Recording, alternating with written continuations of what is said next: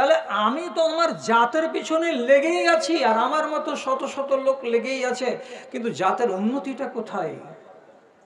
রাগ করবেন না আমার দাদারা, আপনারা আমার জাত ভাই বলে আমার মন ব্যথা হয়েছে বলেই আপনার সামনে আমি অভিযোগ পেশ করছি। আজ মাত্র 8 দিন হলো নদিয়া জেলা থেকে আমার কাছে ফোন যাচ্ছে, সেই ফোনে মশলা জানতে চাইছে। কি বলে? 11 বছর আগে বিয়ে হয়েছে, বিবাহ করার কালে আমি আমার বাবাকে বলিনি, না বলেই আমি স্বামীর সাথে চলে গিয়ে বিবাহ করে নিয়েছি। এখন আমি 2টো বাচ্চার মা, কথা সহ্য করতে পারি না। বড় ছেলেটা হুঁশিয়ার হয়ে গেছে, ঘুরে ফিরে আসছে। পাড়ার লোক আমল করুক আর না করুক, মশলা তো শুনে নিয়েছে। ওই ছেলেটাকে বলছে, এই জারুয়া, আউযুবিল্লাহ। ছেলেটা বলছে, আমাকে জারুয়া কেন বলছো? তোর বাপ তোর মাকে নিয়ে পালিয়ে গেছিল, যে বিবাহ করেছে তোরা হালাল সন্তান নস, তোরা হলি জারজ। একজনের মুখ থেকে দুইজন, দুইজনের মুখ থেকে তিনজন, ছেলেটার জীবনটাকে অতিষ্ঠ করে দিয়েছে টোলার ছেলেরা। ছেলেটাকে জারজ বলে বলে ছেলে মাকে যে বলছে, আম্মা জারজ কাকে বলে? অমুক এই কথাটা বলছে, অমুক এই কথাটা বলছে। মা মুখটাকে নিচু করে নিয়ে কোনো শব্দ বের করতে পারে না যে আমি কি উত্তর দেব আমার ছেলেকে। এখন মশলা জানতে চাইছে আপনার কাছে, আমার কাছে, আলেমদের কাছে, যে এদের কি হবে। তা আমি পাল্টা এ কথাটা জিজ্ঞেস করি যে এই তো 11 বছর আগের বিবাহ, তো তাহলে সেই যুগে কি জুমা মসজিদে বয়ান হতো না? সেই যুগে কি জালসা হতো না? সেই যুগে কি দেশে আলেম ছিল না? এত লেট কেন হলো? ভুল যদি হয় জওয়ানিতে, 8 দিন পরে তো অনুতাপ প্রকাশ করা উচিত ছিল যে এটা কাজ করেছি তো ঠিক কাজ করিনি। আজ অনুতাপ যদি হচ্ছে তো কতদিন পরে? তো 11 বছর পরে এর সংশোধন কি হবে? এটাও তো সহিহ হাদিসের ভেতরে আছে। তাহলে আমার জাত কোরআন এবং হাদিসকে পাত্তা দিবে এইরকম মন, এইরকম মিজাজ আর এই রকমের মানসিকতা নেই। আপনাদের আর আমাদের শোনার কোনো অভাব নেই, শুধু অভাব আছে কিসের? তো মানার। অথচ সব কথা আমরা জানি যে এইভাবে বিয়ে করাটা হারাম। আমরা তো জানি আড়ালে যতগুলো মেয়ে ছেলে আছে, আপনারা আছেন এখানে 3000, তো ওরা আছে 9000। সমস্ত মেয়ে ছেলে জানে, সব যারাদের বিয়ে হয়নি তারাও জানে, যারাদের বিয়ে হয়েছে তারাও জানে যে বাপকে সম্মতি না নিয়ে আমি যদি বিবাহ করতে সেটা হারাম। এখন আপনি বলেন, এতগুলো জানার পরে কোনো একটা ছেলে কোনো একটা মেয়েকে নিয়ে পালাই কেমন করে? আর কোনো একটা ছেলের সঙ্গে কোনো একটা মেয়ে পালাই কি করে? কি করে পালায় জিজ্ঞাসাটা বাদ দেন। আপনার গ্রামে প্রতি বছর 3টা করে ঘটনা ঘটছে না? ঘটে না? আমাদের মালদহ জেলায়, আমার নিজের ধানগড়া বিশনপুর অঞ্চলে এবং এলাকায়, আল্লাহ আল্লাহ, এগুলো সব খই ফুটছে, খই ফুটছে, খই ফুটছে। আজ ওর বেটি, কার ওর বেটি, পরশু ওর বেটি, এই অমুক দিন ওর বেটি, ও পালাতে আছে, পালাতে আছে। তাহলে মানার মানসিকতাটা কোথায় আমাদের? নিশ্চয়ই আমরা এগুলোকে পাত্তা দিতে রাজি নই। তাহলে আপনাকে যে গোড়াতে বলেছিলাম যে আল্লাযিনা ইয়ানকুযুনা আহাদাল্লাহ, যারা আল্লাহর অঙ্গীকারকে ভঙ্গ করে এবং আল্লাহর বিধি এবং নিষেধকে অগ্রাহ্য করে, তারা হলো ফেল, তারা ব্যর্থ। আপনি এবার নিজের ফয়সালাটা করুন যে আপনি সফল না আপনি বিফল। আল্লাহর কসম খেয়ে বলছি, আমার বাপ জানেরা, আমার ভাই জানেরা, আপনি 60টা বছরের জীবন সফল কাটালেন না বিফল কাটালেন, আপনি নিজে জানতে পারবেন মরবার আগে। কসম আল্লাহর বলছি, আপনি জানতে পারবেন, নিশ্চিত করে জানতে পারবেন। আপনি ফেল হয়ে মরলেন না আপনি পাস করে মরলেন, কোনো মানুষের কাছে আপনাকে জানতে যেতে হবে না। কিন্তু বড় দুঃখের বিষয়, আপনি যখন জানতে পারবেন তখন আপনার করার কিছু থাকবে না। আর আপনি জানবেন, আমি জানতে পারবো না। আপনার পার্শ্বে আপনার বিবি বসে থাকবে, ও জানতে পারবে না। আপনার পার্শ্বে আপনার বাল বাচ্চারা বসে থাকবে, ওরাও জানতে পারবে না যে আমার বাপ ব্যর্থ হয়ে মরে গেল দুনিয়া থেকে ফেল করে, না আমার বাপ পাস করে দুনিয়া থেকে মরে গেল। শুধু আপনি জানতে পারবেন, এবং আল্লাহর কসম দিয়ে বললাম আপনি জানতে পারবেন। কেন? কি করে? যখন মরণের টাইম আসবে তখন একটা শব্দ বলে ডাক পড়বে আপনার সামনে, অবশ্যই ডাকবে। এটা সহিহ হাদিস বলছি আপনাকে, ফেরেশতা এসে ডাকবে। ডাকটা কি হবে? এক ডাক, আমি বলছি এক ডাক। কি? ইয়া আইয়াতুহান নাফসুত তাইয়্যিবা উখরুজি ইলা রিজওয়ানিল্লাহ।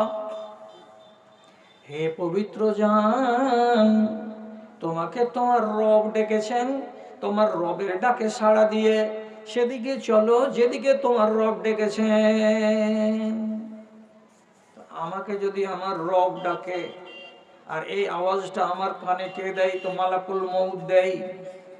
তো এর আগে আগে দুটো কথা বুঝে নেন, আপনার মগজ থেকে যেন জীবনে না পালাই। আপনি আরবি বুঝেন না, কবরে গেলে আপনার আরবির মগজ আল্লাহ তৈরি করে দেবেন, আপনি পাই পাই করে বুঝতে পারবেন আরবি ভাষা। শুরু হলো তো হলো, একবারে জান্নাত পর্যন্ত জাহান্নাম পর্যন্ত আপনার ভাষা আরবি হয়ে গেল, বাংলা শেষ, সবাই আরবি বুঝতে পারবে। এক। দুই নম্বর কথা, আমি আপনি পৃথিবীর সব লোক মরবার কালে এই দুই চোখ দিয়েই মালাকুল মউতকে দেখতে পাবেন। একটু বিশ্বাস করেন দাদারা আমার, মালাকুল মউতকে আপনি দেখতে পাবেন। ভালো চেহারায় দেখতে পেতে পারেন, মন্দ চেহারায় দেখতে পেতে পারেন। এই যোগ্যতা রব্বুল আলামিন আপনার চোখে এনে দেবেন। যখন ডাক পড়লো এইরকম যে আল্লাহর রেজামন্দির দিকে তোমাকে ডাক দেওয়া হয়েছে, তুমি চলো, তো এই নফসটা তখন কি করবে? নিজের দেহ থেকে বেরিয়ে আসবে। কিভাবে বেরিয়ে আসবে? একবার আল্লাহর ওয়াস্তে আমার দাদারা, বাড়িতে যদি বাংলা কোরআন মাজিদ থাকে তো একটু এই কাজটা করবেন। আম্মা পাড়াতে একটা সূরা পাবেন, সূরাটার নাম সূরা নাজিআত। কি বললাম সূরাটার নাম? সূরা নাজিআত। সূরা নাজিআতের গোড়াতে আয়াতটা পাবেন, তরজমাটা মন ভরে পড়ে নেবেন, ব্যাখ্যাটা পড়ে নেবেন, আপনার অনেকটা জ্ঞান পারবে। মরণ কয় রকমের হয়? তো দুই রকমের হয়। একটা কি? ওয়ান্নাজিআতে গারকা ওয়ান্নাশিতাতে নাশতা। একটা মরণ হবে কেমন? দেহের ভেতরে রন্ধ্রে, পায়ের হাড্ডির ভেতরে, হাড়ের ভিতরে যে মজ্জাগুলো আছে তার ভেতরে ঢুকে গিয়ে নিংড়িয়ে নিংড়িয়ে চিপে চিপে, যেমন করে ইক্ষুকে মেশিনে দিয়ে তার রস বের করা হয় এবং ছোবড়াগুলোকে বাইরে ফেলে দেওয়া হয়, তেমনি একগুলো মানুষের রুহটাকে এইরকম করে চিপে চিপে নিংড়িয়ে নিংড়িয়ে বের করা হবে। এক। দুই নম্বর আর একটা কি? ওয়ান্নাশিতাতে নাশতা। খেলতে খেলতে জান চলে যাবে, কথা বলতে বলতে জান চলে যাবে, দোয়া বলতে বলতে জান চলে যাবে, আপনার আর আমার সামনে তাকাতে তাকাতে জান চলে যাবে। ছটপট করবে না, বেচैन হবে না, অধৈর্য হবে না, ওকে ডাক একে ডাক, এই গেল সেই গেল করবে না। চুপচাপ দোয়া পড়তে পড়তে হঠাৎ করে তার নফসটা বেরিয়ে যাবে, ঠান্ডা হয়ে যাবে। এটা কেমন? এর তর্জমা হলো খেলতে খেলতে জান বেরিয়ে যাওয়া। ও নিজেও জানতে পারবে না যে আমার জানটা বেরিয়ে গেল। কেমন ভাবে বের হবে? একটা মায়ের স্তনে একটা 2 মাসের বাচ্চা যখন তার দুধের মুঠাতে মুখ লাগিয়ে কুত কুত কুত কুত করে দুধগুলোকে চুষে, তো 10 মিনিট যদি মায়ের স্তনকে চুষতে পাই, তো 10 মিনিটের মাথায় 100 মিলিগ্রাম দুধ বাচ্চাটা দিব্যি টেনে নেবে। কিন্তু ওর মা যেমন টের পায় না যে আমার স্তন থেকে 100 মিলিগ্রাম দুধ বেরিয়ে গেল, ও যেমন জানতে পারে না, তেমনি আপনার দেহের মধ্য থেকে রুহটা যে বেরিয়ে যাবে আপনি কিছুই জানতে পারবেন না। তাহলে মৌত কয় রকমের হলো? 2 রকমের। আপনার কপালে কোনটা আছে আপনি জানেন? কি বললাম? আপনি সফল ব্যক্তি তো না বিফল ব্যক্তি, মরবার কালে আপনি জানতে পারবেন, আমরা জানতে পারবো না। সেই সময় যদি আল্লাহর ফেরেশতা এরকম করে আওয়াজ দিয়ে দেয়, আরেকটা আওয়াজ কি? ইয়া আইয়াতুহান নাফসুল খাবিসা উখরুজি ইলা গাযাবিল্লাহ। ও খবিশ জান, ভাষার দিকে তাকান, এই খবিশ জান বেরিয়ে আয়, আল্লাহর গজবের দিকে বেরিয়ে আয়, তোকে টেনে নিয়ে যাব আল্লাহর গজবের দিকে। এমন ভাষাটা যদি কোনো লোক শুনতে পায় তো বলেন তো নিজের ইচ্ছাতে কি রুহটা মালাকুল মউতের হাতে ধরা দেবে? জীবনে দেবে না। তখন চিপন শুরু হবে, চিপে নিংড়ে জানটাকে বের করা হবে।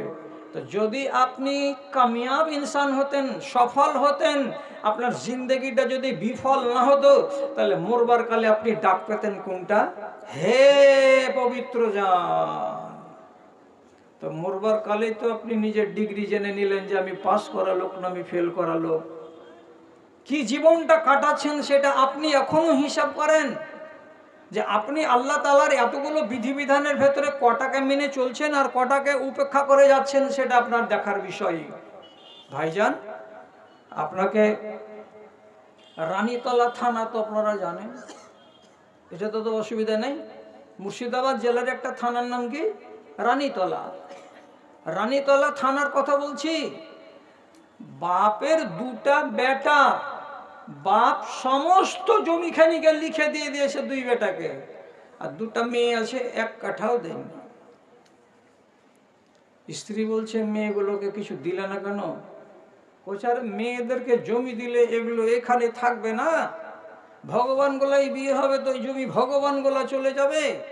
এর যদি বিয়ে হয় লালগোলাতে তো মেয়ে লালগোলা নিয়ে চলে যাবে। এই জমি আমার, সাই সম্পত্তি, রক্ত দিয়ে জড়ো করা, আমি এটাকে এখান থেকে সেখান যেতে দেবো না।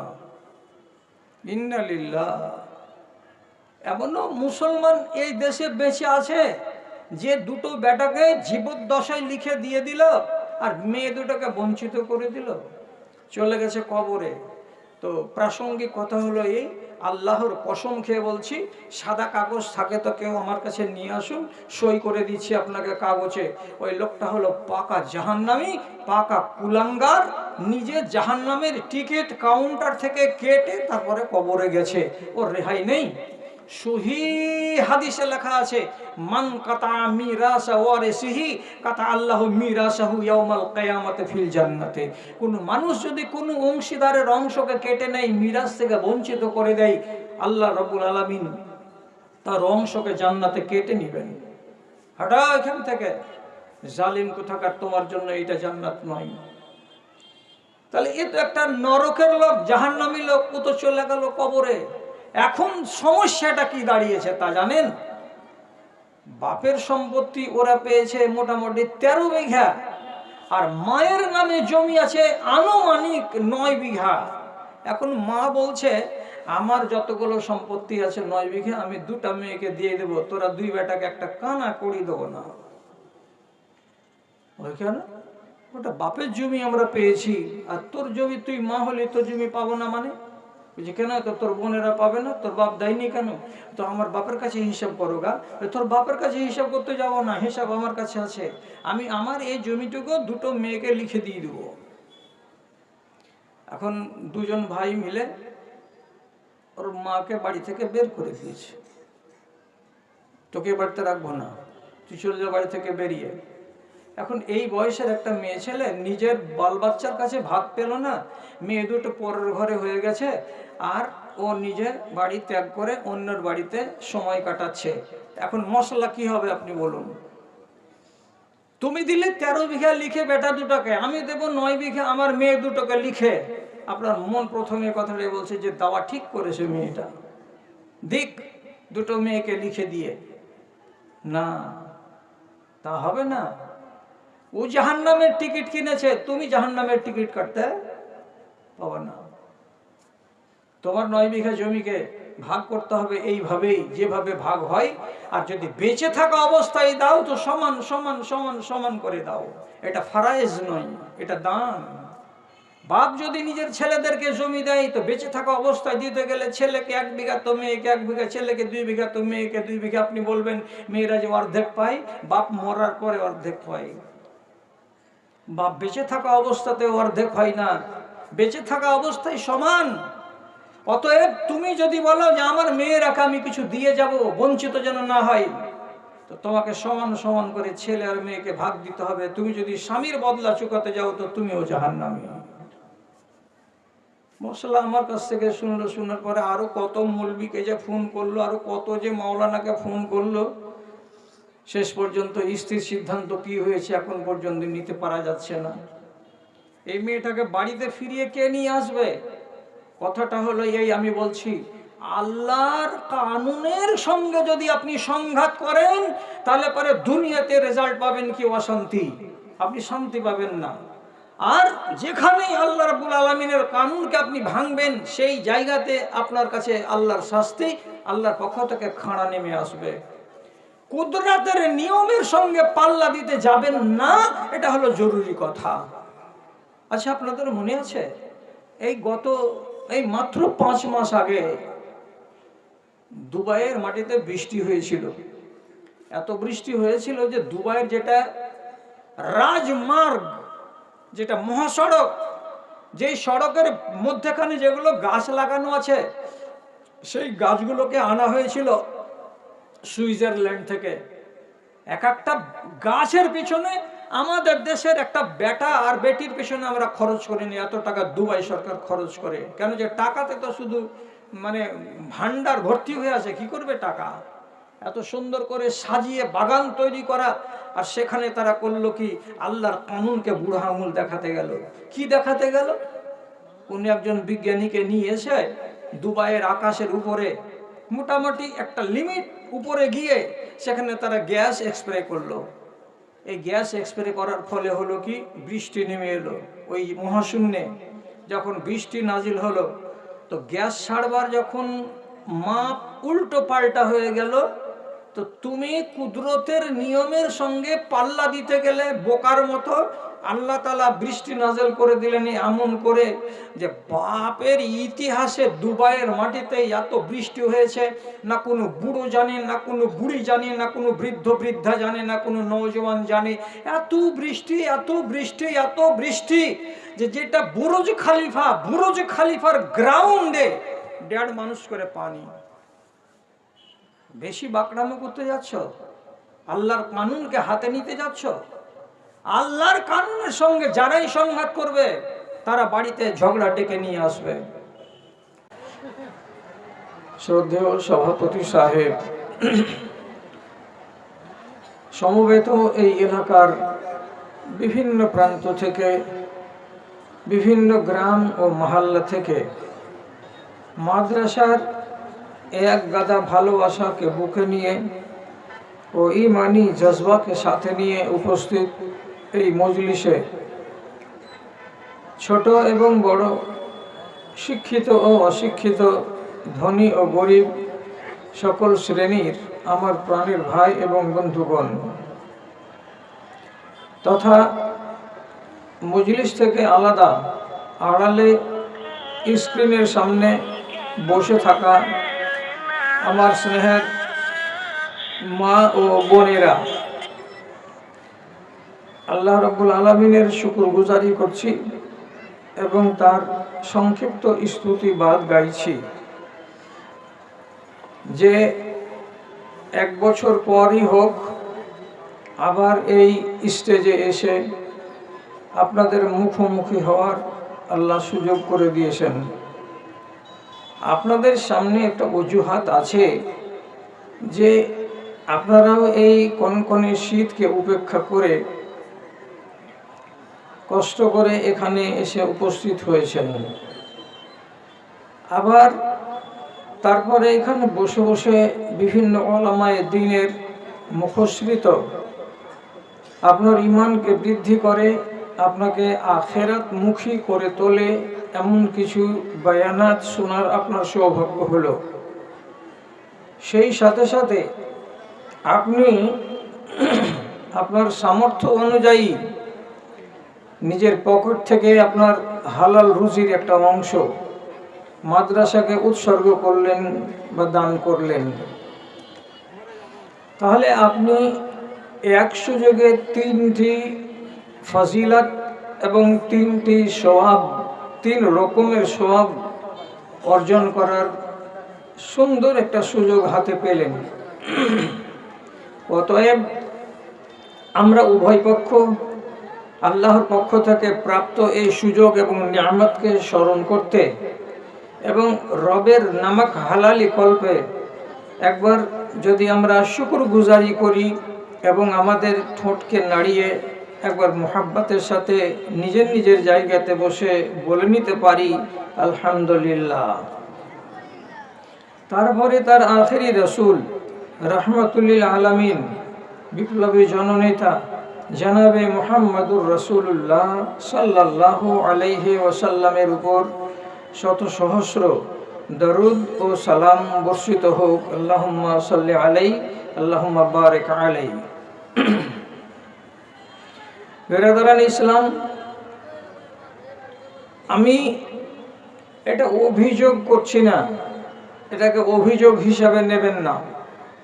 আমি শুধু জানার উদ্দেশ্যে বলছি যে এক সময়ে যখন এই মাদ্রাসার নাজিম সাহেব মৌলানা আজিজুর রহমান সম্ভবত নামটা, উনি যখন বেঁচে ছিলেন তখন থেকে আমি এই মাদ্রাসার জালসায় আসি। তো তখন এই মাদ্রাসার জালসার রূপরেখা একটা আলাদা দেখতাম বা দেখেছি। এক কথায় সমাগমটা ভালো দেখতাম। এখনকার দিনে এই বিগত কয়েক বছর ধরে আসছি আর দেখছি, এবং সকালবেলায় আমার পরম বন্ধু মৌলানা নজরুল ইসলাম সাহেবের কাছ থেকে খোঁজ খবর নিয়ে জানতে পারি যে মাদ্রাসার উন্নতি কল্পে যে অর্থটা সংগৃহীত হয়েছে সেটা সন্তোষজনক। তো আপনারা দানের ব্যাপারে ঠিক আছেন, কিন্তু মজলিসের সমাগম প্রতিবার যত বড় মাদ্রাসা সেই তুলনায় কম দেখতে পাওয়া যায়। এর পেছনে কারণটা কি? কারণ একটা এই হবে যে জালসা শোনার এখন আর প্রয়োজন মানুষের করে না। কেন? যে যেটুকু জ্ঞান আছে সেইটুকুকে তো সামলাতে পারি না, তাহলে আর অতিরিক্ত কথা শুনে ঘাড়ের উপরে বোঝা চাপিয়ে লাভ কি? মানুষ হয়তো এটাই মনে করছেন নাকি যে এখানে সমাগমটা একটু কম। তো গোড়াতেই বলেছি এটা অভিযোগ নাই। যাই হোক, কথা হলো একটাই, এই যে আপনি যে 60 বছর জীবনে বাঁচবেন, এই 60 বছরের আপনাকে একটা রেজাল্ট তৈরি করে দিতে হবে। যারা দাঁড়িয়েছিলেন তারা যদি একটু বসতেন আধা ঘন্টার জন্য তো ভালো লাগতো, যদি কথাটা মানতেন তো খুব ভালো লাগতো। যারা দাঁড়িয়ে আছেন তাদের কাছে আমার বিনীত নিবেদন, আমার ছোট ভাই এবং বড় ভাই, আপনারা যদি একটু বসতেন তো খুব ভালো হতো। আল্লাহর ওয়াস্তে যদি একটু বসেন। এই 60 বছরের জীবনীটার শেষ মূল্যায়ন হবে একটা, হয় পাস করবেন আপনি আর না হয় ফেল করবেন। শিক্ষার জগতে আপনি জড়িত থাকবেন কোনো স্কুলে, কোনো প্রতিষ্ঠানে, তাহলে আপনি যখন ফাইনালে যাবেন তো ফাইনাল পরীক্ষার শেষে যেটা রেজাল্ট আসবে, তো দুটোর মধ্যে একটা তো আসবে, হয় পাস করবেন আর না হয় ফেল করবেন। আপনি যে 60 বছর জিন্দেগি কাটিয়ে এখান থেকে যাবেন, তো আপনার এই 60 বছরের জীবনটা আপনার সফল না বিফল? আপনি একজন ফেল মানুষ, ব্যর্থ মানুষ, না আপনি একজন সফল মানুষ, এটা কিন্তু রেজাল্ট তৈরি হবে। এখন আপনি বলবেন কবে দেখতে পাওয়া যাবে এই রেজাল্ট? এই রেজাল্টটা কবে দেখতে পাওয়া যাবে? এটা তো নিশ্চিত কথা যে হাসরের ময়দানে আপনি দেখতে পাবেন। কিন্তু তার আগে আপনি কি এই কথাটা ভাবতে পারছেন না যে আমি পরীক্ষাতে এই সাবজেক্টটাতে কতটি উত্তর দিয়েছি এবং আমার নাম্বার কতটা আসতে পারে? আপনার আইডিয়া নেই? আছে। এমনও ছেলে পেলে আছে, ওরা বাড়ি এসে বইকে মিলিয়ে দেখার পরে বলবে যে 100-র ভেতরে আমি 50 পাবো, 100-র ভেতরে আমি 80 পাবো, 100-র ভেতরে কেউ বলে আমি 95 পাবো। তাহলে আপনি যদি নিজের মূল্যায়ন করে নিতে পারেন আর বলতে পারেন যে হ্যাঁ আমি পাস করব অথবা আমি এই সাবজেক্টে ফেল হয়ে যাব, তো এই অভিজ্ঞতা যদি আপনার থাকে, তাহলে 60 বছরের জীবনটাকে যে গত করে কবরে যাবেন, তা হাসরের ময়দানে আপনি একজন ব্যর্থ মানুষ হিসাবে উপস্থিত হবেন না সফল মানুষ হিসাবে উপস্থিত হবেন, সে আইডিয়া আপনার নিশ্চয়ই আছে। কারা সফল আর কারা বিফল, এর দুটো স্ট্যান্ডার্ড তৈরি করে দিয়েছেন আল্লাহ কোরআন মাজিদে। আপনার সামনে দুটো লাইনে দুটো স্ট্যান্ডার্ডকে আপনাকে সাজিয়ে দিচ্ছি, তারপরে আপনি আপনার জীবনটাকে ওইখানে ফেলবেন। যেটার সঙ্গে আপনার জীবনটা টালি করে যাবে সে রেজাল্ট আপনার জন্য ধার্য হবে। প্রথমে বলি, সূরা বাকারার ভেতরে আল্লাহ রাব্বুল আলামিন বলছেন, আল্লাযীনা ইয়ানকুযুনা আহাদাল্লাহ মিন বা'দি মিসাকিহি ওয়া ইয়াকতাউনা মা আমারাল্লাহু বিহি আন ইউসালা ওয়া ইউফসিদুনা ফিল আরদ উলাইকা হুমুল খাসিরুন। যারা আল্লাহ রাব্বুল আলামিনের অঙ্গীকারকে ভঙ্গ করে এবং যারা আল্লাহ রাব্বুল আলামিন যা তাদেরকে আদেশ করেছেন, নিষেধ করেছেন, সেগুলোকে নষ্ট করে, সেগুলোকে মানে না, অগ্রাহ্য করে, এই দুই ক্যাটাগরির লোককে শেষে রব্বুল আলামিন বলছেন উলাইকা হুমুল খাসিরুন। এরা হলো ফেলিওর, এরা হলো ব্যর্থ, এরা অকৃতকার্য, এরা নাকাম। তো আমি যদি আল্লাহর কোনো আদেশ নিষেধকে উপেক্ষা করি তাহলে আমি ব্যর্থ। এইটুকুই থাক আমার হেডলাইন। তারপরে আর একটা হেডলাইন আপনাকে দিচ্ছি। আল্লাহ রাব্বুল আলামিন বলছেন, যারা মুমিনিন তাদেরকে যখন ডাক দেওয়া হবে, এসো তোমাদেরকে আল্লাহ এবং তার রাসূল কিছু কথা বলবেন, তোমাদেরকে আল্লাহর পক্ষ থেকে এবং তার রাসূলের পক্ষ থেকে কোনো সংবাদ, কোনো বিধি, কোনো বিধান দেয়া হবে বা সেই সম্পর্কে তোমাকে জ্ঞান দেওয়া হবে, এসো। তো লোকগুলো শুনলো কথা, যে যখন আল্লাহ এবং রাসূল বলছেন যে কিছু বিধি বিধান তোমাকে দেব, তো হাজির হই। আমি হাজির হলাম, আপনি হাজির হলেন।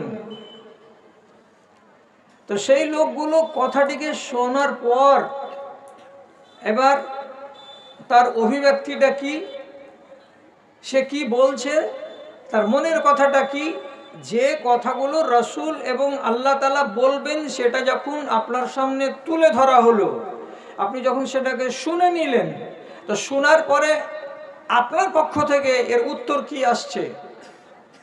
তো আল্লাহ তাআলা বলছেন, আইয়াকুলু সামি'না ওয়া আতা'না।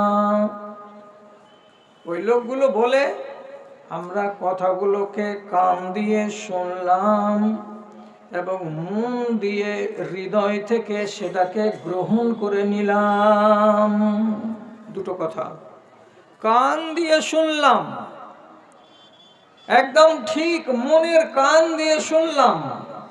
আর শুধু শোনা নয়, আতা'না, এটাকে আমরা গ্রহণ করে নিলাম, এটাকে আমরা কবুল করে নিলাম। তো যদি এই দুইটা কথাকে তার কাছ থেকে পাওয়া যায়, সে যদি ব্যর্থ করে, তো এর শেষে রব্বুল আলামিন বলছেন, ওয়া উলাইকা হুমুল মুফলিহুন। এই লোকগুলো হলো কামিয়াব, এই লোকগুলো হলো সফল কাম, এরা পাস করে গেল। তাহলে এই আয়াত দুটো যে পড়লাম, পাস করার আয়াত আর ফেল করার আয়াত, এটা বুঝতে আপনার ভেতরে কোনো জটিলতা থাকলো না, না থাকারই কথা। এখনো যদি আপনি বলেন যে আমার বুঝতে অসুবিধা হয়ে আছে, তাহলে আর কি দিয়ে বুঝাবো? আল্লাহর আইনকে ভঙ্গ করা এবং আল্লাহর বিধি নিষেধকে উপেক্ষা করা, এটা হলো কিসের পরিচয়? ব্যর্থতার পরিচয়। এবং রাসূল যে কথা বলছেন, আল্লাহ যে কথাটা বলছেন, সেই কথার প্রতি সমর্থন জ্ঞাপন করা এবং তাকে কবুল করা, এটা হচ্ছে কামিয়াব ইনসানের পরিচয়। এই তো শেষ কথা। এখন বলি, আপনারা কোরআনে কতটি আদেশ আছে আর কোরআনে কতটি নিষেধ আছে, কোনো এক আল্লাহর বান্দা, এই মজলিসে যতজন লোক আছেন, কোনো একজন আল্লাহর বান্দা একটু বুকে সাহস করে বলুন তো, আমি এই অমুক বিষয়টা সম্পর্কে জীবনে ওয়াজ শুনিনি। কোনো একটা বিষয়ের কথা বলুন আপনি, যে এই বিষয়ে আমি জীবনে কোনোদিন ওয়াজ শুনিনি, তাহলে আমি জানবো যে সত্যিকারই আমরা জুমার মসজিদে আপনার সাথে খেয়ানত করেছি। তাহলে জানবো যে আমাদের দেশের আলেমেরা, বক্তারা, আমরা আপনাদের সাথে খেয়ানত করেছি। ওই বিষয়ের উপরে আলোকপাত কেন করিনি আপনি জানেন না কেন। কিন্তু আমি দাবি করে বলবো, 52টি জুমার খুতবা যারা শুনে আধা ঘন্টা করে, এই মাঝখানে আমার সামনে যারা আপনারা 1000, 2000, 3000 লোক বসে আছেন, কাউর কি এই সৎ সাহস আছে যিনি বলতে পারবেন যে হ্যাঁ আমি এ বিষয়ে ওয়াজ জানি না বা আমি শুনিনি? সুদের ওয়াজ, মদের ওয়াজ, ঘুষের ওয়াজ, শরাবের ওয়াজ, চুরির ওয়াজ, ডাকাতির ওয়াজ, ব্যভিচারের ওয়াজ, শিরকের ওয়াজ, মা বাবার সাথে সদ্ব্যবহার করা, অসৎ ব্যবহার না করা, মহিলাদের পর্দার সাথে জীবন কাটানো এবং গলাকে উঁচু না করা, মা বাবার সাথে বদতমিজি না করা, কাউরি মালকে হরণ না করা, অধিকারকে নষ্ট না করা, কাউরি উপরে জুলুম না করা, প্রতিবেশীর উপরে অন্যায় অবিচার না করা, ইয়াতিমদের প্রতি সহানুভূতি প্রদর্শন করা, গরিবকে খেতে দেওয়া, ওসর বের করে মালকে পবিত্র করা, বছরের মাথায় মালের যাকাত বের করা। কি শুনিনি আমি? সব শুনেছি, সব শুনেছি। তাহলে এত কথা শুনে নেওয়ার পর এবার আমি সাহস করে বলতে পারি কি না যে আপনারা সমস্ত লোক আল্লাহর কোরআনের ফয়সালা অনুযায়ী উলাইকা হুমুল মুফলিহুন, এরা সব কামিয়াব, এরা সব সফল কাম, এরা পাস। আমি আপনাদের 1, 2, 3, 4 করে 3000 লোককে কি সার্টিফিকেট দিতে পারি যে আপনারা সবাই সফল, আপনারা সবাই কামিয়াব? আমি যদি দিই তাহলে এটা আমার গায়ের জোর ছাড়া বাস্তবের সাথে 1 পয়সার কোনো মিল থাকবে না। আমরা সফল নই, আমরা সফল হতে এখনো পারিনি। আমাদের পার্সেন্টেজটা অতি নগণ্য। 100টার ভেতরে যদি 5টাকে ধরি তবুও কৈফিয়ত দিতে হবে। 100টার ভেতরে যদি 10টাকে সফল কাম ইনসান মনে করি তাহলে আমাকে কৈফিয়ত দিতে হবে। 90টাই তো আমরা ফেল। কারণ সামি'না ওয়া আতা'না, আমরা মন দিয়ে শুনলাম, কান দিয়ে শুনলাম আর হৃদয় দিয়ে এটাকে গ্রহণ করলাম। এ কথাটা কোথায়? যদি বলেন না এই কথা ঠিক আছে, তাহলে আমাকে আপনারা মাপ দিয়েন, আপনারা আমাকে ক্ষমা করিয়েন। সেটা হলো এই, গত 8 দিন আগে এমন একটা স্টেজে আমি ভাষণ দিয়ে আসলাম, জায়গার নাম বলবো না, জেলার নাম বলবো না, যেই স্টেজটাকে সাজাতে 3,20,000 টাকা ডেকোরেশনওয়ালারা চার্জ নিয়েছে। তাহলে কি সাজিয়েছে ওটাতে আপনি আইডিয়া করতে পারবেন?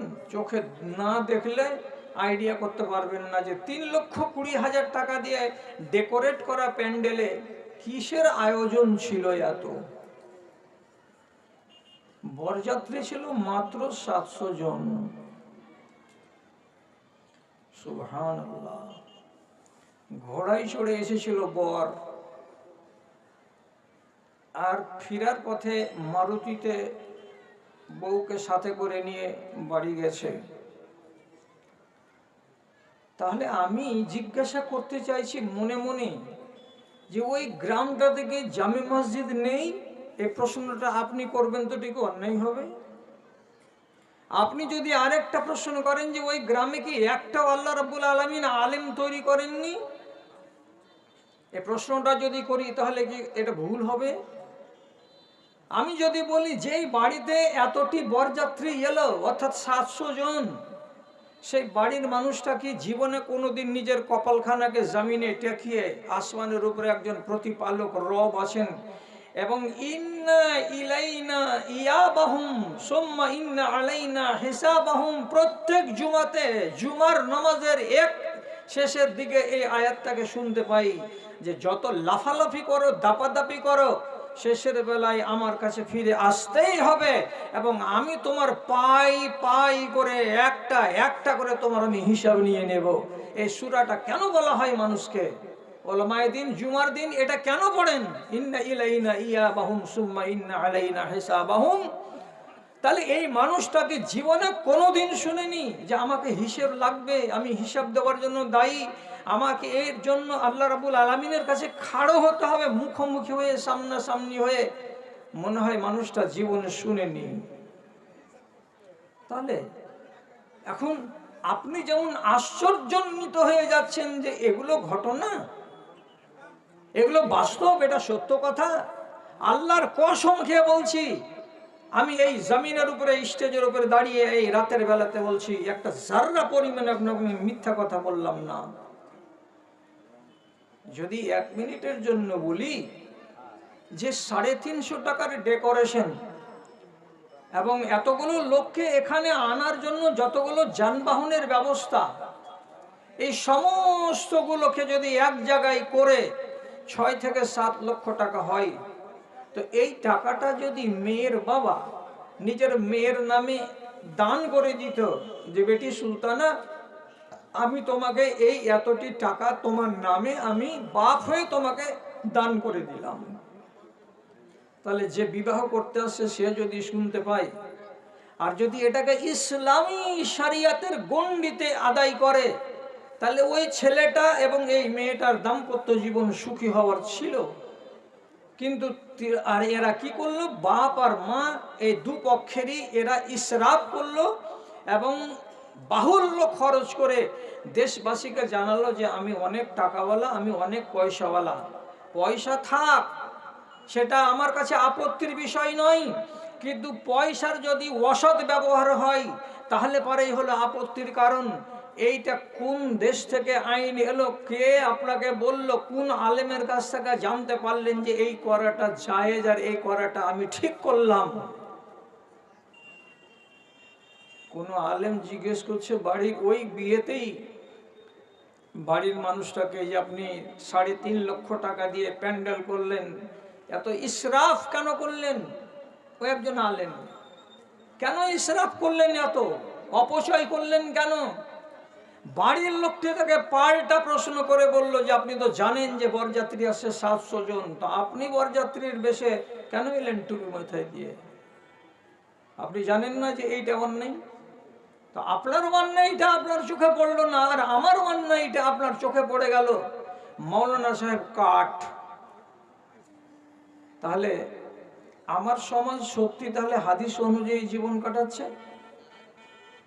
রাসূলুল্লাহ হাদিসে বলছেন খায়রুন নিকাহে আইসারহু মাউনাতান। অন্য একটি রিওয়ায়াত আছে, সেই রিওয়ায়াতটি দুর্বল, কিন্তু এই রিওয়ায়াতটি সহি, যে যেই বিবাহটাতে খরচ স্বল্প হবে, মোহরানাটা হবে সীমার মধ্যে এবং ব্যয়বহুল কোনো কিছু ঘটবে না, সেই নিকাহের ভেতরে রব্বুল আলামিন বরকত রেখেছেন। এই হাদিসটা কাউরি কানে যায়নি জীবনে। আচ্ছা, যদি আমি আরেকটা কথা বলি, রাসূলুল্লাহ সাল্লাল্লাহু আলাইহি সাল্লামের খাদেম একজন, তার নাম হচ্ছে রাবিআ আল আসলামি, একদম যুবক, তরতাজা যুবক, রাসূলুল্লাহর খিদমত করে। রাসূলুল্লাহ একদিন তাকে ডেকে বলছেন, আওয়ালা তাতাজাওয়াজু ইয়া রাবিআ, রাবিয়া বিয়ে করবে না? তুমি একটা তরুণ টকবকে নওজওয়ান, 22 বছর 23 বছর তোমার বয়স, তোমার তো এখন বিয়ে শাদী করার সময় বয়ে যাচ্ছে, তুমি বিয়ে করবে না? তো লোকটি প্রথম দিন বলছে, এ খাদেমে রাসূল বলছে, জি না, আমি বিয়ে করবো না আল্লাহ রাসূল। আবার রাসূলুল্লাহ একদিন বললেন, তুমি বিয়ে করবে না? তখন বলছে যে আপনার খিদমতের চাইতে আর বড় কিছু হতে পারে? সৌভাগ্যের বিষয় আমি মনে করি না, অতএব আমার বিয়ে করার কোনো প্রয়োজন করে না, আপনার সেবা করছি, এটা আমার কাছে অনেক বড়।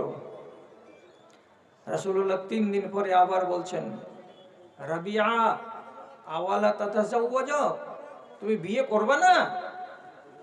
তখন বেচারি মাথাটাকে একটু হিলিয়ে বলছেন, বিয়ে তো করবো আল্লাহ রসুল, কিন্তু আমার মতো একজন নিহাত্তা লোক, যার বাড়ি নেই, যার ঘর নেই, যার টাকা পয়সা নেই, যার জমি জিরাত নেই, এই লোকটাকে কে মেয়ে দিবে? আপনি বলুন তো, কে আমার হাতে মেয়ে তুলে দেবে?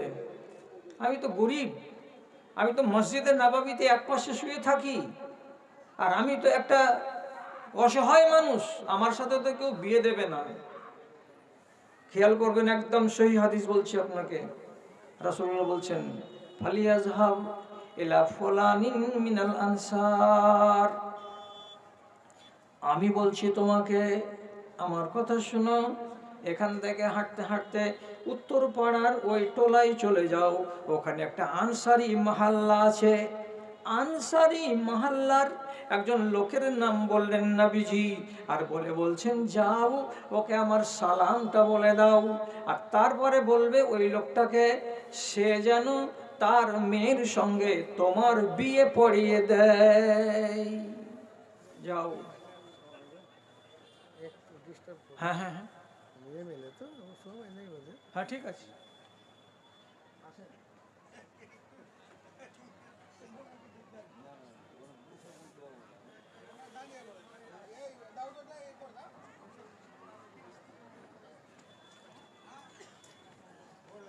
এটাতে এটাতে এটাতে দেন দেন।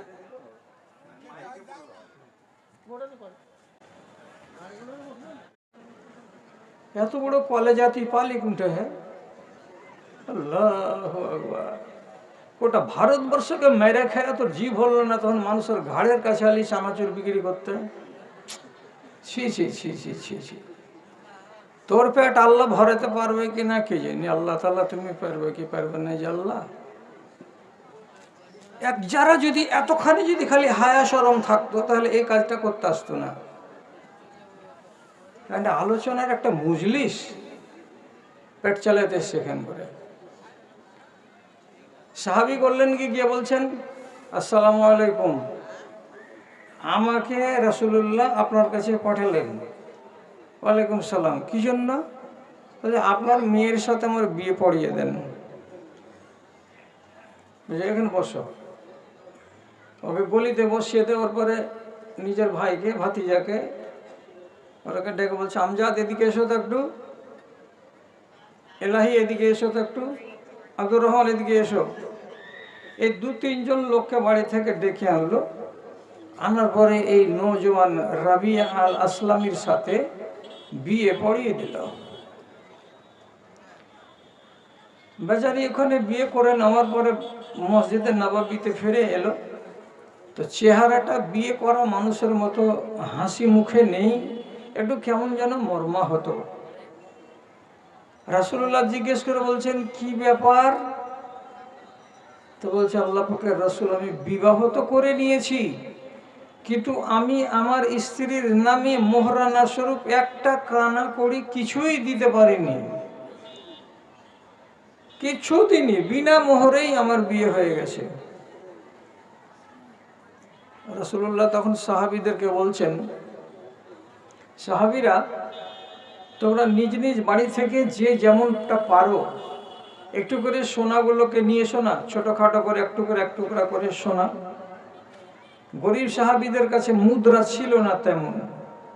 ওনারা বাড়ি গেলেন, যাওয়ার পরে যার বাড়িতে যতটা ছিল, কাউরি কাছে একটা কলাইয়ের দানার সমান, কাউরি কাছে একটা জবের দানার সমান, তো কাউরি কাছে একটু মটরের দানার সমান, যে যতটা পারলো সোনা নিয়ে মসজিদে নববীতে হাজির হলো। সেটাকে মেপে দেখা গেল ওজনু নওয়াতিন, একটা খেজুরের বীচির যতটা ওজন হয় সব কটাকে একত্রিত করতে গেলে অতটা ওজন দাঁড়ায়। রাসূল বলছেন, এটা নিয়ে যাও, যে তোমার স্ত্রীর নামে মোহরানাটা জমা করে এসো। খানিকক্ষণ পরে উনি আবার চলে গেলেন ওই বাড়িতে, আর যাওয়ার পরে সালাম দিয়ে বাড়ির বাইরে ডাকলেন, কেউ বেরিয়ে আসুন। শ্বশুর বেরিয়ে এলেন, তার হাতে খেজুরের বিচি পরিমাণ সোনাটাকে তুলে দেওয়ার পরে বলছে যে এইটা আমি আমার স্ত্রীর নামে মোহরানা স্বরূপ দিলাম। এবার শ্বশুর মশাই এই মোহরানাটা পেয়ে খুব খুশি হয়ে গেলেন। তারপরে ইনি আবার ফিরে চলে আসলেন মসজিদে নববীতে। রাসূলুল্লাহ বলছেন, এইবার তো তুমি খুশি আছো যে তোমার স্ত্রীর নামে মোহরানা আদায় হয়ে গেছে? জি, কিন্তু রাসূল একটা জিনিস যে আমার বাকি থেকে গেল, এটার জন্য আমার মনটা একটু কেমন কেমন করে। কি রে বাবা? তো বলছে এই মসজিদে নববীতে আমি কত সাহাবীর ওয়ালিমার দাওয়াত খেয়েছি। যারা এই নতুন বিবাহ করে তারা অল্প করে হলেও কিছুটা খাওয়ায় লোককে। আমি যে এত লোকের খেয়ে রেখেছি তাদের বিবাহে, আজকে আমার বিবাহ হলো, আমি যদি 10 জন লোককে কিছু খাওয়াতে না পারি তাহলে আমার ওয়ালিমা তো অসম্পূর্ণ থেকে গেল, আমি তো লোকের দোয়া পেলাম না। রাসূল বলছেন, ওরে ওয়ালিমাও করাবা তুমি? আচ্ছা ঠিক আছে। আরসালা রাজুলান ইলা আয়েশা, নবীজি সাথে সাথে একটা লোককে পাঠালেন স্ত্রী আয়েশার কাছে। আম্মা আয়েশা করলেন কি, 5 সা মানে 1 সা মানে 2.5 কেজি, 12.5 কেজি জব ছিল বাড়িতে, কোনো একটা বস্তাতে সবটি দিয়ে পাঠিয়ে দিলেন। আবার একটা ছাগলের ব্যবস্থা করা হলো, মসজিদে কোনো লোক করলেন, সে ছাগলের মাংস করে এবং জবের আটা দিয়ে রুটি তৈরি করে সন্ধ্যাবেলায় যতজন লোক মসজিদে নববীতে ছিলেন সবাই মন ভরে প্রাণ ভরে খেলেন এবং এই রাবিয়া আসলামীকে প্রাণ খুলে তার সংসারটা সুখের হয় বলে দোয়া দিলেন। আমি এই হাদিসটা কেন আনলাম আপনার সামনে? আনার মানে হলো কি, যদি আমি ছোট করে জিজ্ঞেস করি যে রাবিয়া আল আসলামীর মতো একটা সাহাবী তিনি যে বিয়ে করলেন, তো তার বরযাত্রী কতটি ছিল? আপনি হাদিসটা তো আপনাকে আমি পড়ে শুনিয়ে দিলাম, আপনি কি এইখান থেকে কোনো উত্তর দিতে পারবেন আমাকে যে বরযাত্রীর সংখ্যা কত ছিল তার বিয়েতে? ছিল না। পেয়েছেন কি আমার বর্ণনাতে, পেয়েছেন কি যে বরযাত্রীর সংখ্যা 5 জনকে নিয়ে বিবাহ করতে গেছিলেন তিনি, 10 জনকে নিয়ে বিবাহ করতে গেছিলেন তিনি? পাওয়া গেল না। আচ্ছা, এই হাদিসটাতে যদি আপনাকে আমি সোজা করে দাঁড়াতে না পারি, দাঁড়িয়ে দিতে না পারি, তাহলে আপনাকে আরেকটা কথা শুধু শোনাচ্ছি, জানাচ্ছি। এক মহিলা মসজিদে নববীতে রাসূলুল্লাহ বয়ান রাখছেন, এমন সময় এসে পুরুষদের এক পাশ দিয়ে একেবারে নবীজির গোড়ায় এসে বলছেন, ওয়াহাবতুল্লাকা নাফসি ইয়া রাসূলুল্লাহ, হে আল্লাহ পাকের রাসূল, আমি আমার দেহটা আপনাকে আমি দান করে দিলাম। দান।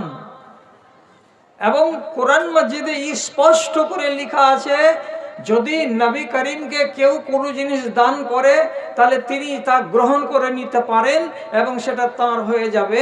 আর বিশেষভাবে কোনো রমণী যদি নিজেকে উৎসর্গ করে দেয় রাসূলুল্লাহকে এবং রাসূলুল্লাহ যদি রাজি হয়ে যান তাহলে তার স্ত্রী হিসাবে গণ্য হবে।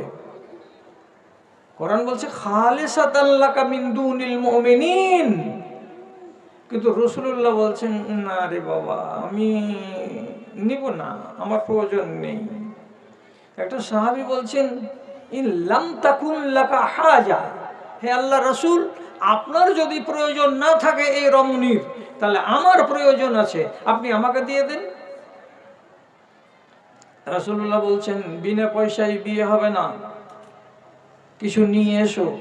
ওয়ালতামিস ওয়ালাউ কানা খাতিমান মিন হাদিদিন, বাড়িতে যদি একটা লোহার আংটি পাও সেটাকে নিয়ে এসো।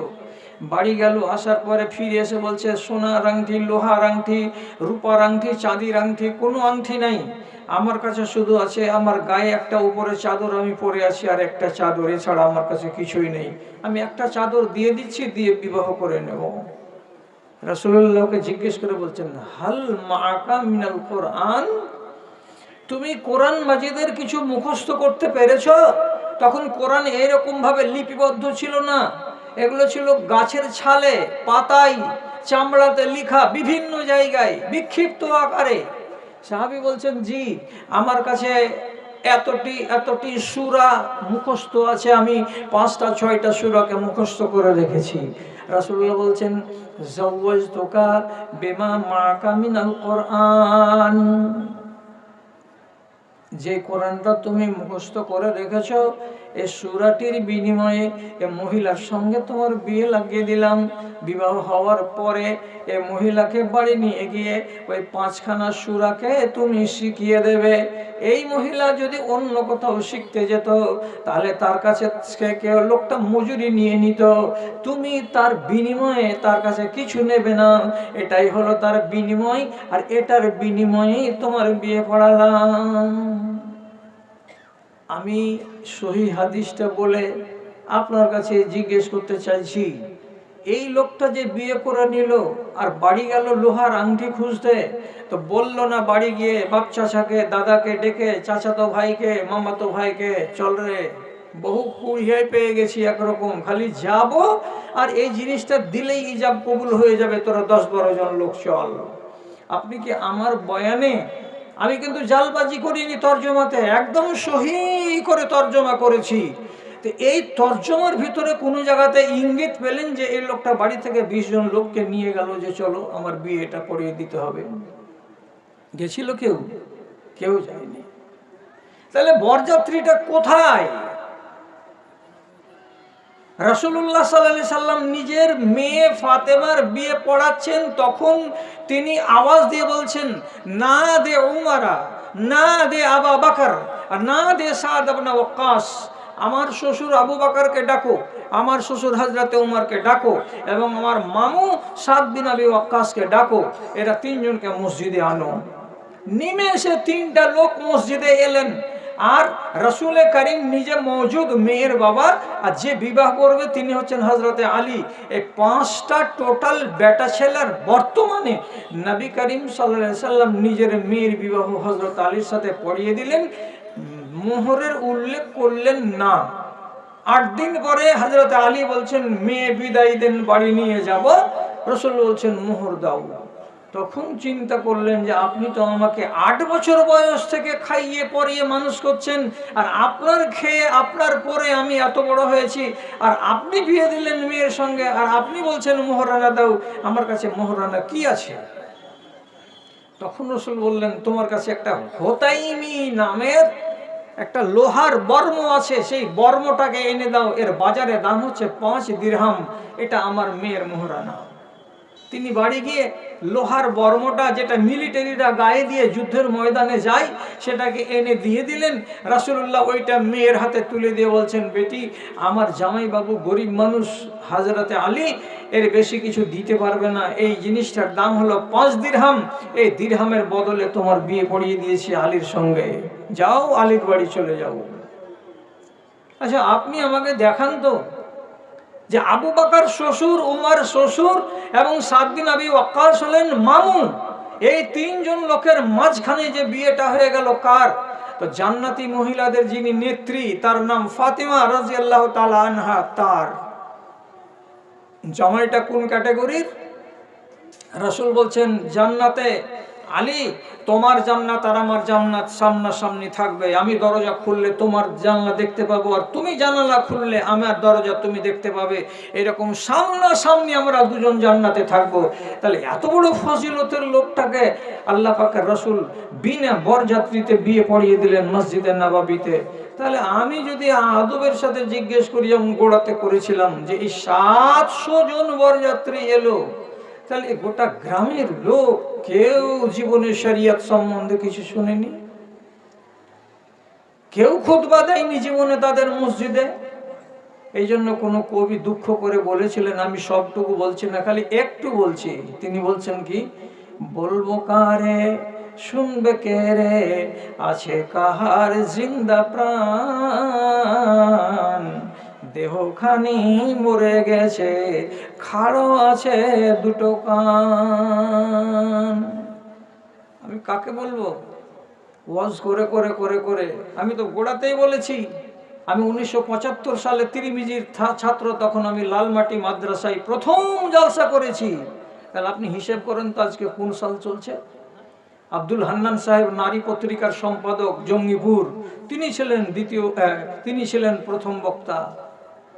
নোমান বিন বশির রাদিয়াল্লাহু তাআলা আনহু, উনি বলছেন আমাকে সাথে করে আমার আব্বা নবীজির কাছে এলেন, আসার পরে আমার সাইডে দাঁড়িয়েছিল একটা আমার বাপের কেনা গোলাম, সেই গোলামটার দিকে দেখিয়ে আমার বাপ বলছে বাশির রাসূলুল্লাহকে, এই ছেলেটাকে এই গোলামটাকে আমি আমার এই বেটাকে দান করলাম আল্লাহ রাসূলুল্লাহ, আল্লাহ রাসূল আপনি সাক্ষী থাকেন এটার উপরে। কথা বুঝতে পারছেন? নিজে বাপ নিজের ছেলেকে বলছে যে এই ছেলেটাকে দেখিয়ে বলছে এই ছেলেটার জন্য এই গোলামটাকে আমি দান দিলাম। তখন রাসূলুল্লাহ বলছেন কুল্লা ওয়ালাদিকা নাহিলতা, তুমি যে এই ছেলেটাকে একটা গোলাম দান করলে, বাড়িতে কি তোমার বেটা আছে? আর বলে জি হ্যাঁ আরো বেটা আছে। তাহলে অন্যান্য ছেলেগুলোকে কি একটা একটা করে এইরকম গোলাম দান করেছো না করো নাই? বলছে জি না, একটাই গোলাম, সেটা আমি বড় বেটাকে দিয়ে দিলাম, আপনি সাক্ষী হয়ে যান। রাসূলুল্লাহ সাল্লাল্লাহু আলাইহি সাল্লাম সাথে সাথে বলছেন ফাশহাদ গায়রি লিযালিকা, অন্যায় কাজের জন্য আমাকে সাক্ষী মানিও না, আমি অন্যায় কাজের সাক্ষী হতে পারবো না। তোমার আরো দুইটা বেটা আছে, তাদেরকে তুমি দেবে না, আর একটা বেটাকে দেবে, এটা হলো অন্যায়। এমন অন্যায় কাজের জন্য আমি সাক্ষী হতে পারবো না। যাও তুমি তোমার বাড়ি গিয়ে অন্য যাকে পাবে তুমি সাক্ষী বানাও, আমি সাক্ষী নই। অন্য রিওয়ায়েতে আছে নবীজি বলছেন ফিরিয়ে নে রে বাবা, ফিরিয়ে নে, এরকম একটা ছেলেকে দিবা আর বাকি দুইটা ছেলেকে দিবা না। এমন করে যদি মরে যাও তো তোমার তকদির খারাপ হতে পারে। সুতরাং ভাবো, ভেবে চিন্তে ফয়সালা করো। ছেলে আর মেয়েদের ভেতরে তোমাকে সমান সমান মুহাব্বত করতে হবে। ছেলে হলো বলে 13 বিঘা জমি লিখে দিলে, আর মেয়ে হলো বলে তাদেরকে এইরকম করে তুমি বঞ্চিত করে দেবে, এটা কি নিয়ম? একটা কথা শুনেন, এই কথাটাকে একটু স্মরণে রাখবেন যে আল্লাহর নিয়মকে আপনি ভাঙার চেষ্টা করবেন না। চোখের সামনে দেখতে পাবেন একগুলো বেয়াড়া লোক আছে, একগুলো বদতমিজ লোক আছে, একগুলো অসভ্য ছেলেপিলে আছে, ওরা আল্লাহর কিয়ামতকে দু হাত দিয়ে পা দিয়ে টেনে নিয়ে আসছে, আয় তাড়াতাড়ি আয়, আয় তাড়াতাড়ি আয়। আর একগুলো লোক আছে এরকম করে 4 হাত পা দিয়ে ঠেলে ধরে আছে, কিয়ামত এখনো আসিও না, কিয়ামত এখনো আসিও না। বাপের শক্তি আছে? জি না। মতলবটা কি? একগুলো লোক আল্লাহ রাব্বুল আলামিনের কাছে দুয়াই মশগুল আছে, ইবাদতে মশগুল আছে, এবং এরা যতদিন দোয়া করবে আর এরা যতদিন আল্লাহকে ইবাদতের মাধ্যমে নিজেরাকে বাঁচিয়ে রাখবে, উজ্জীবিত করে রাখবে, ততদিন আল্লাহ রাব্বুল আলামিন দুনিয়াতে কিয়ামত কায়েম করবেন না। আর এরা বাকড়ামি করবে, আর বাকড়ামি করতে গেলে কিয়ামতের যেগুলো লক্ষণ আছে সেগুলো তাড়াতাড়ি আত্মপ্রকাশ করবে, আর যত তাড়াতাড়ি কিয়ামতের লক্ষণ আত্মপ্রকাশ করবে তত তাড়াতাড়ি কিয়ামত সংঘটিত হবে। জি, কি কি লক্ষণগুলো? যেমন 1 নম্বর লক্ষণ, আমার ভাই সদর সাহেব মাওলানা নূর আলম সাহেব, এর আগে উনি ছিলেন না, এখন নতুন এখানে এসেছেন বলে উনাকে সম্বোধন করছি না, আমি এখন সম্বোধন করে বলছি যে সহিহ হাদিসের ভেতরে একটা কথা লেখা আছে, লা ইয়ারিফুনা মা'রুফান ওয়া লা ইউনকিরুনা মুনকারা। একটা যুগ আসবে, সেই যুগের ছেলেরা কোনটা ভালো চিনবে না, কোনটা মন্দ চিনবে না, আবার ধর্মের নাম দিয়ে সবই কিছু করবে, অথচ সেগুলো অধর্ম, হস্তক্ষেপ করতে যাবে ধর্মে। কেন? ধর্মকে ধর্ম হিসেবে চলতে দেবে না, মানবে না। ধর্ম করতে যাবে কিন্তু অধর্মের মধ্য দিয়ে ধর্মকে করতে যাবে, মনে মনে বলবে আমি ধর্ম করলাম। বিয়েতে পটকা কেন বাজবে বাবা? মুসলমানের বিয়েতে ফটকা বাজবে কেন? বলছে এটা বিবাহ সুন্নাত। তোমার তো কার্ডে লেখা ছিল আন-নিকাহু মিন সুন্নতি, আর গোড়াতে তুমি গোয়াদ বেঁধেছো যে এই শুভ সুন্নাত পালন করতে যাচ্ছি। তো রাসূলুল্লাহ কি এই সুন্নাতটা বলেছেন যে যাওয়ার কালে তুমি রাস্তা রাস্তা ফটকা ফাটাবে আর যাবে? একে যদি বলা যায় এটা ঠিক কাজ নয়, ও ঠিকও বুঝে না, ও বেঠিকও বুঝে না। আর চরিত্রটাই হলো এই যে লা ইয়ারিফুনা মা'রুফান ওয়া লা ইউনকিরুনা মুনকারা। কোনটা ঘৃণিত কাজ তাও আমি বুঝি না, কোনটা ভালো কাজ তাও আমি বুঝি না। এ কেমন নোংরা ছেলে হলো সমাজের ভেতরে। এগুলোর সংখ্যাটা দিনের দিন বেশি হয়ে যাচ্ছে, আর এগুলোকে যে আমরা কোনোদিন রোধ করতে পারছি তাও করতে পারছি না। আল্লাহ হেফাজত করে, তাহলে কিয়ামত কাছে আসছে না। রাসূলুল্লাহ হাদিসের ভেতরে বলেছেন, ওয়ান তাউদাল মুরুজ আন তাউদা আরজুল আরবে মুরুজান ওয়া আনহারা। আরবের মাটিতে যে রেগিস্তানগুলো আছে, রেগিস্তানে দেখতে পাওয়া যাবে যে এখানে সেখানে গাছ বেরোতে শুরু করেছে, ঘাস বেরিয়ে যেতে শুরু করেছে। আরবের পাহাড়গুলো হলো মরা পাহাড়, মরা পাহাড়গুলো উজ্জীবিত হয়ে উঠবে, যেখানে সেখানে লক লক লক লক করবে কাঁচা কাঁচা ঘাস। এবং রেগিস্তানে দেখা যাবে যেখানে সেখানে গাছ বেরিয়ে গেছে, যেখানে সেখানে গাছ বেরিয়ে গেছে। ও মুসলমানেরা, যেদিন তোমরা দেখতে পাবা আরবের মরুভূমিতে সুন্দর সুন্দর গাছ বহাল হয়েছে, যেদিন তোমরা দেখতে পাবা আরবের ওই মরা পাহাড়ের গায়ে সুন্দর সুন্দর ঘাস বেরিয়েছে, আর এদেশের উটগুলো মনের খুশিতে সেগুলোকে খাচ্ছে, জানতে হবে কিয়ামত কাছে আসছে। এখন নেটকে বলেন, আপনাকে দেখিয়ে দেবে যে আরবের পাহাড়গুলোতে কত সুন্দর সুন্দর ঘাস এখন বের হচ্ছে। কেন? আমাদের দেশের যেমন ছেলেরা বেয়াড়া, তেমনি আপনি কি মনে ভাবছেন যে সারা জাহানের ছেলেগুলো নেককার এবং বেয়াড়া, না সব পরেশগার? ওই দেশেরও যেটা যুবক শ্রেণী, যখন থেকে ফেসবুক দুনিয়াতে এসেছে আর যখন থেকে হোয়াটসঅ্যাপ দুনিয়াতে এসেছে, তখন থেকে এদের গায়ে আর লেহাজও নেই, লাজও নেই, শরমও নেই। শুধু রাজতন্ত্রতে ওদেরকে কায়েম করে রেখেছে এবং দড়িটাকে মজবুত করে ধরে রেখেছে যে তারা ওপেন ব্যভিচার করতে পারে না, আর তারা ওপেন মদ খেতে পারে না, আর তারা ওপেন অন্যায় কাজে জড়াতে পারে না। নাহলে রাজতন্ত্রে সঙ্গে সঙ্গে ফাইসালা হয়ে যাবে, টুটিয়ে চাকু চালিয়ে দেওয়া যাবে যদি মার্ডার করা যায়। ব্যভিচার যদি করা যায় তো হাজার লোকের সামনে এমন কোড়া পিটা হবে যে কোড়া পিটার পরে বাপের নাম তো ভুলবেই, সেদিন বাড়ি যেতে পাবে না, 8 দিন হসপিটালে থেকে 9 দিনের দিন বাড়ি যেতে হবে, এমন করে কোড়া পিটবে। এইগুলো কানুনই বাঁচিয়ে রেখেছে ওদেরকে, না হলে কোথা থেকে কোথায় চলে যেত। কিন্তু আল্লাহ রাব্বুল আলামিন বলছেন না, দুনিয়াকে আর বেশি দিন টেকানো যাবে না। কেন? মানুষ আইনকে আমার এমন উল্লঙ্ঘন করেছে আর হাতে তুলে নিয়েছে যে তার প্রতিফল তারা চোখে চোখে দেখতে পাচ্ছে। আপনি জানেন সহিহ হাদিসের ভেতরে লেখা আছে আল্লাহর কানুনকে হাতে করতে যাবে না। কি? রাসূল বলেছেন, হে মুহাজিরিন, তোমাদেরকে 5টা জিনিস সম্বন্ধে আমি সাবধান করছি, খেয়াল রাখো, এটা যেন তোমাদেরকে পেয়ে না বসে। আর এটা কঠিন সাংঘাতিক জিনিস দিয়ে রাসূলুল্লাহ 5টা জিনিসের কথা আলোচনা করতে গিয়ে বলছেন, একটা কথা শোনো, মান ফাশা ফিহিম আল ফুহশ ওয়াজ জিনা, যে কওমের ভেতরে ব্যভিচার বেড়ে যাবে, অবৈধ মিলামিশা বেড়ে যাবে, ছেলে মেয়েতে একাকার হয়ে যাবে, এটাকে হারাম বলে মানবে না। যেখানে সেখানে মিলমিলাপ হবে, যেখানে সেখানে তারা মিলে যাবে এবং শারীরিক সম্পর্ক কায়েম করবে।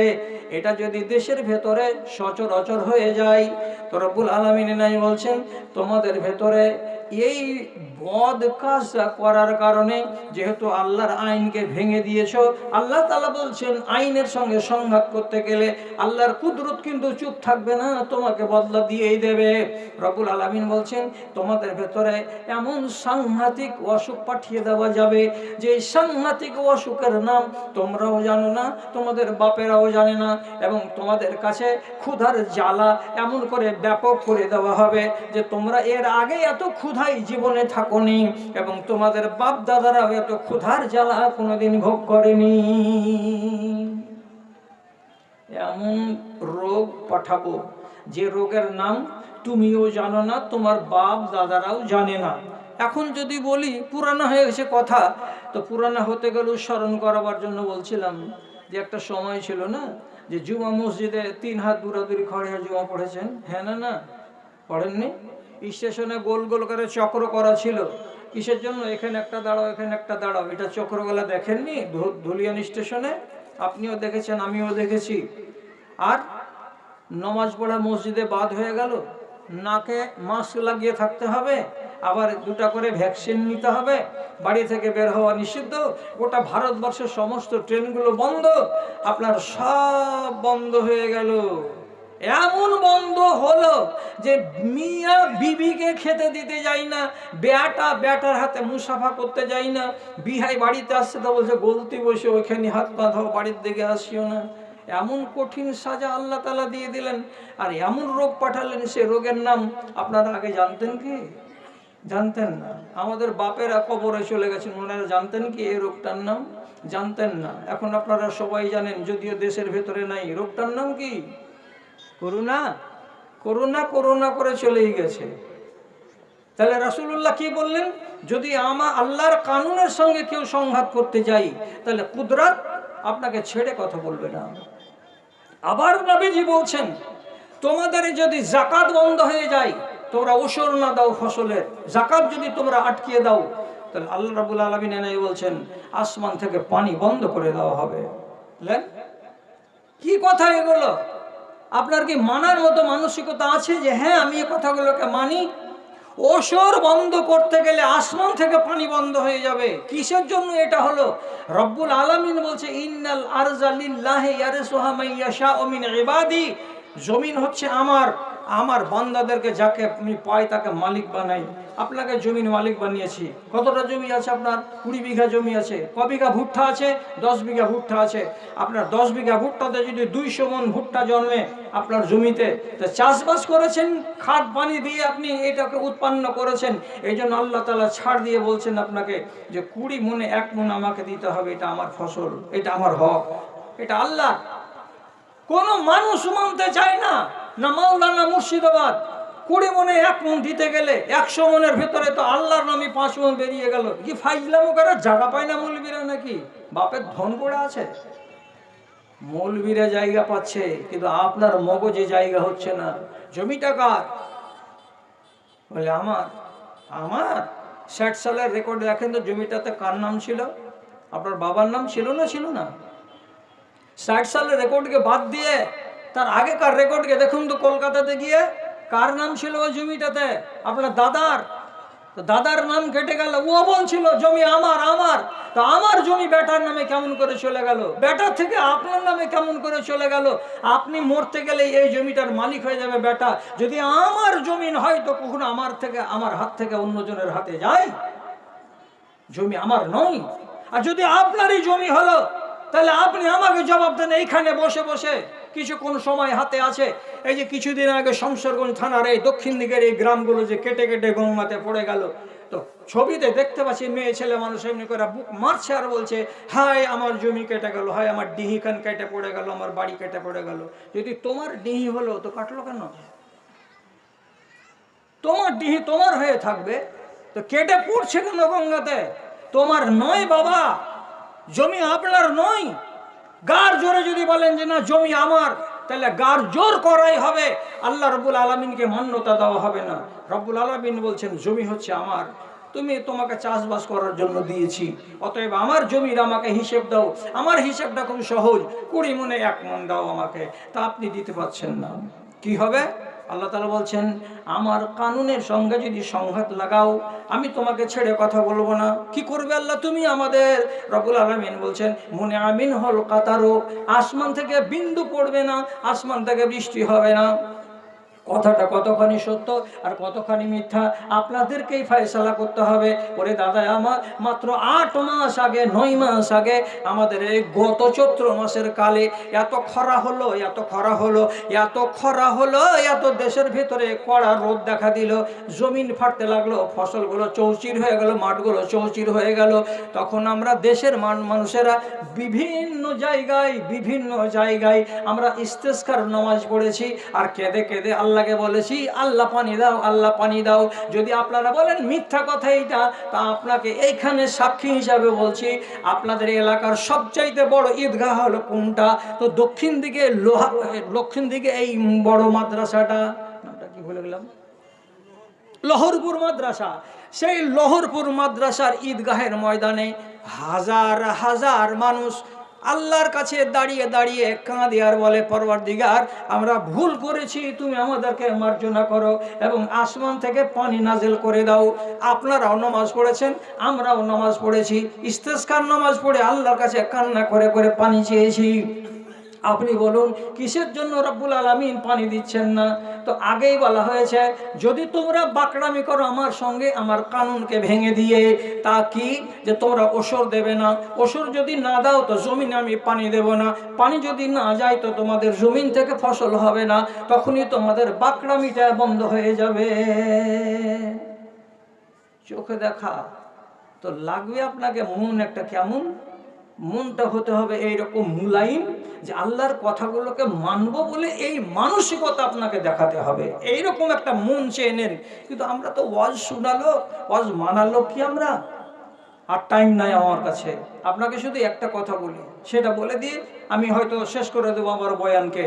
আমাকে এখান থেকে অনেক দূর যেতে হবে, অনেক দূর, একেবারে 16 ঘন্টার রাস্তা যেতে হবে কালকে এক সম্মেলনে যোগ দিতে।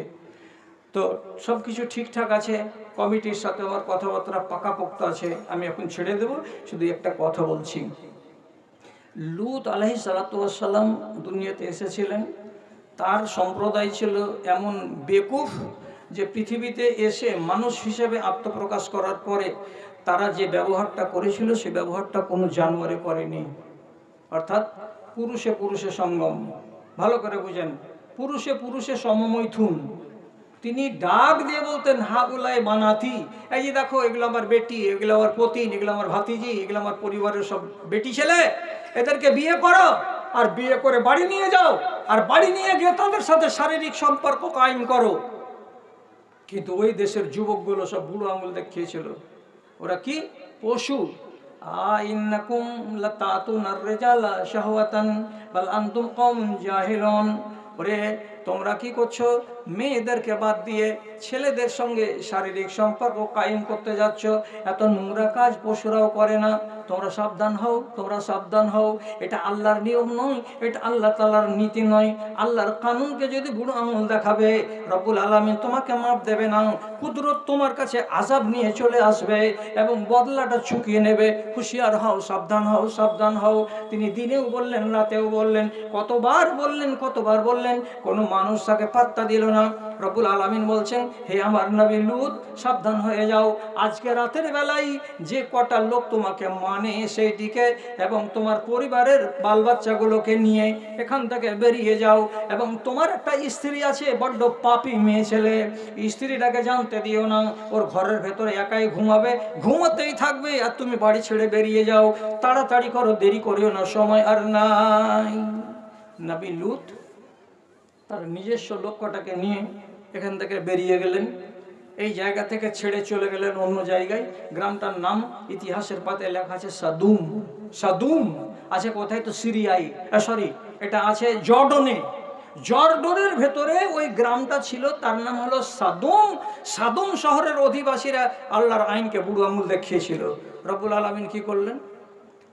পরিষ্কার কথা, এতক্ষণ ধরে এটাই বলে আসছি যে আল্লাহর কানুনের সঙ্গে সংঘাত করাটা মানুষের কাজ নয় এবং পরিণাম খারাপ হয়ে যাবে। তার জ্বলন্ত উদাহরণ হলো এটাও একটা। তা কি করলেন? রব্বুল আলামিন বলছেন, জাআলনা আলিহা সাফেলাহা, আমি আল্লাহর ফেরেশতাদেরকে পাঠালাম, পাঠাবার পরে বললাম, ওরে আমার ফেরেশতারা ওই গ্রামটাকে, ওই এলাকাটাকে জমিন সমেত তোমরা উপর দিকে উঠিয়ে নাও। আর উপর দিকে উঠিয়ে নিয়ে যাওয়ার পরে এইভাবে উঠিয়ে নিয়ে গিয়ে এই রকম করে উপুড় করে দাও, উপুড় করে দিয়ে ওই জায়গাতেই ছেড়ে দাও। আল্লাহর ফেরেশতারা পুরো গ্রামটাকে এই রকম করে উপরে উপর দিয়ে নিয়ে গিয়ে আবার উল্টিয়ে সেই জায়গাতে রেখে দিলেন।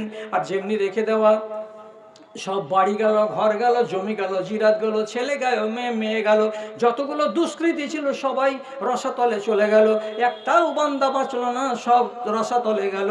আর জায়গাটাতে জীবনের মতো খাল হয়ে গেল, ঝিল হয়ে গেল। আবার ওই ঝিলে পানি আছে আজ পর্যন্ত, পানিগুলো রং হলো কালো মোবিলের মতো। ওই পানিতে একটাও মাছ নাই, ওই পানি দিয়ে কেউ সেচের কাজ নেই না, ওই পানিতে কোনো জীবজন্তু এসে পান করে না, ওই পানিতে কোনো পোকামাকড় নাই, ওই পানিতে কোনো বক পাখি বা শামখল বা অন্য কোনো পাখি এসে চড়াই করে না, কোনো প্রাণী নাই, শুধু মোবিলের মতো কালো পানিগুলো জমা আছে। কেন জমা আছে? সারা দুনিয়ার মানুষকে দেখাবার জন্য এটা জমা করা আছে। ওরে মানুষেরা, আল্লাহর কানুনের সঙ্গে যদি সংঘাত করতে যাও তাহলে বিপদ বড় তোমাদের সামনে হাজির হবে। তার জ্বলন্ত উদাহরণ হলো এইটা। এই গ্রামের লোকেরা ছিল এত বেয়াড়া, এরাকে মানাতে পারা যায়নি। এদেরকে মাটির তলায় ভরে দেওয়া আছে আর তাদের মাথার উপরে পুকুর খনন করে দেওয়া আছে। যতদিন পর্যন্ত মানুষেরা বাঁচবে ততদিন পর্যন্ত দেখবে আর জ্ঞান পাবে। তাহলে এত ওয়াজ শুনছেন, একটু দয়া করে মানার মানসিকতা তৈরি করুন। এ কথাটা খালি একবার বলুন যে আল্লাহ তাআলা বলছেন সামি'না ওয়া আতা'না, কান দিয়ে শুনলাম তো মন দিয়ে মানলাম।